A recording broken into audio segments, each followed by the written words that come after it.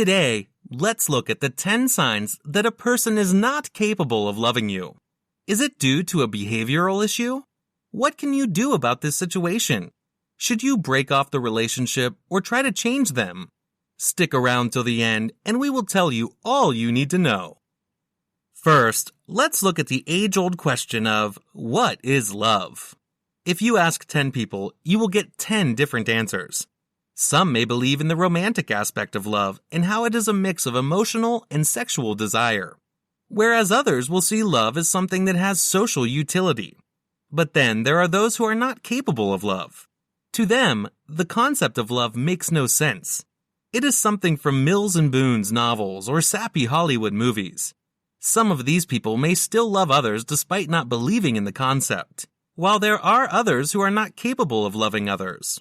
Experts tell us that people who are incapable of love tend to not love themselves. It is due to this fundamental issue that they cannot love others. A person in such a state may find it difficult to get into a mature relationship, probably due to some trauma they faced in a past relationship or childhood. It could also just be a facet of their personality. Sometimes you have people who believe in the concept of a soulmate, so they go through life searching for their soulmate while abandoning their family and partners who love them. In case you are in a relationship with someone who is not capable of love, it is possible that you would feel a sense of despair. Your feelings are not getting reciprocated and your emotional needs are not getting fulfilled.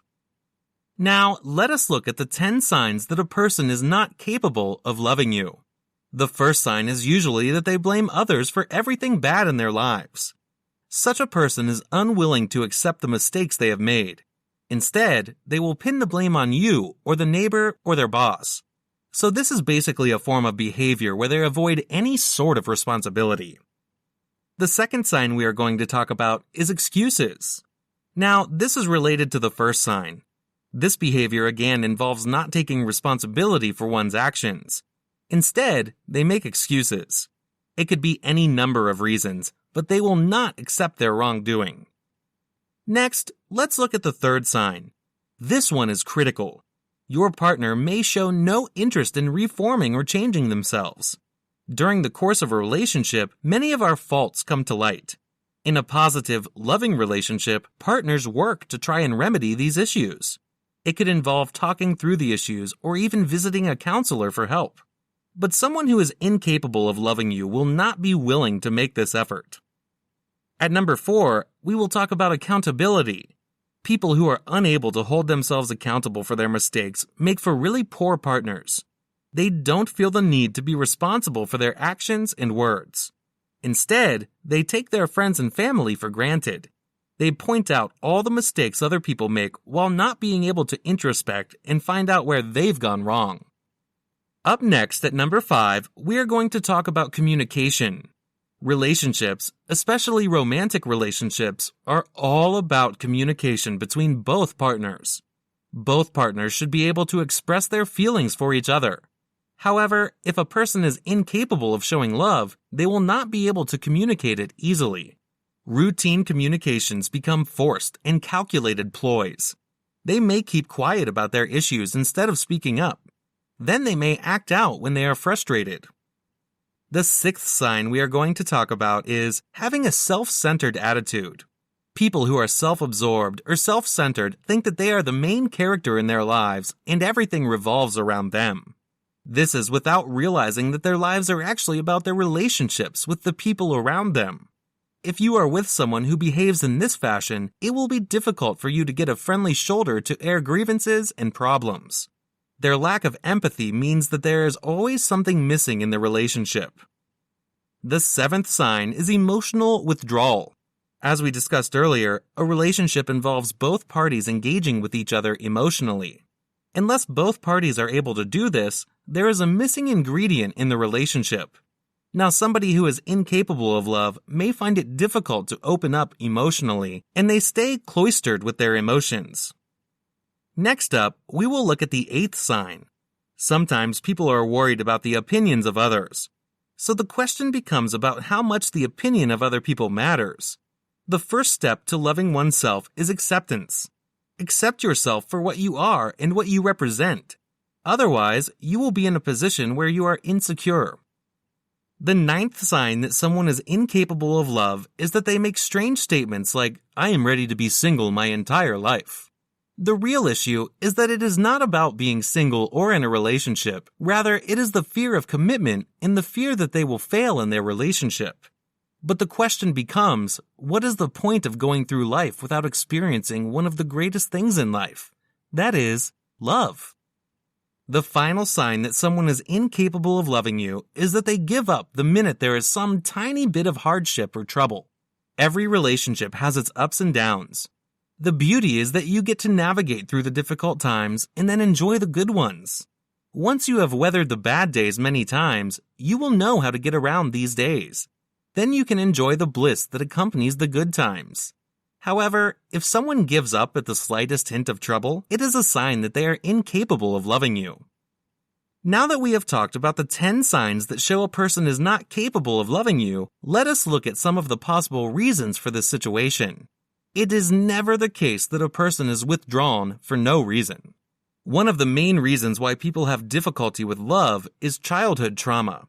Childhood is where a lot of our memories and experiences come from. Our behaviors are also shaped by our childhood. An ideal youth is one where a child receives the love and affection of both parents and is liked by their friends. However, it is rarely the case. Sometimes people grow up without seeing one or both parents. Sometimes they are lonely and have no friends. Others may have been victims of abuse. In such cases, a person may find it difficult to reciprocate love or show affection. Another reason a person may not open up in a relationship is that they are protective of who they are. Since a relationship involves two persons getting together and sharing their lives with each other, it is possible for one partner to be the dominant one in a relationship. Then, a worry arises that the other partner may find themselves lost. So in order to retain their identity and personality, people don't show or express their love. In a similar vein, many of us have already been in relationships, and sometimes relationships don't end well. One partner may end up feeling that the other had taken advantage of them financially or emotionally. Then, in future relationships, one would always be on guard and just to prevent anything like that from happening. Sadly, they forget the fact that since they are emotionally unavailable, their relationship will go downhill. The next reason we are going to talk about is low self-esteem. Low self-esteem arises from many factors. Sometimes it is those people who called you names when you were young. Other times you see the photo of a model on a magazine cover and compare yourself to them. A person with self-esteem issues devalues themselves, and they believe they are of no worth. Consequently, they don't love themselves. Now, these are troubling issues. You obviously care a lot about your partner, and you may want to do something to help them. After that, it's a natural loving instinct one can feel towards their partner. You may not like the first step, though. The first step is to think about your relationship objectively. Is this relationship worth pursuing? Is it worth the pain and effort to help out your partner? Mind you, your partner probably has been behaving in a self-centered and selfish manner till now. So don't be afraid to think about yourself and what you want to do. Prioritize yourself and your well-being. A one-sided relationship where your partner is gaslighting you or abusing you is generally not worth it. In case you decide that this relationship is worth saving, then prepare for an experience that will test you. First, speak to your partner. Make sure this conversation happens in a comfortable space where both of you feel safe.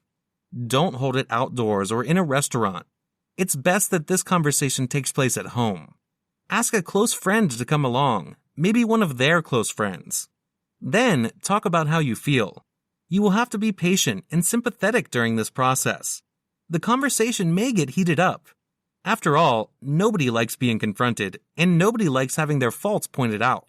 The next step you can take is to probably approach a counselor or a relationship advisor. A trained counselor can help to break the bridges between both of you. They may recommend that your partner visit a mental health professional if the need arises. At the least, they will be able to provide a neutral ground where both of you can discuss your feelings. The ultimate point is that if one person has decided to build a wall and the other person looks to bring it down, it has to be done brick by brick. Sometimes painful memories and character issues may surface. Sometimes your partner may become defensive about being exposed.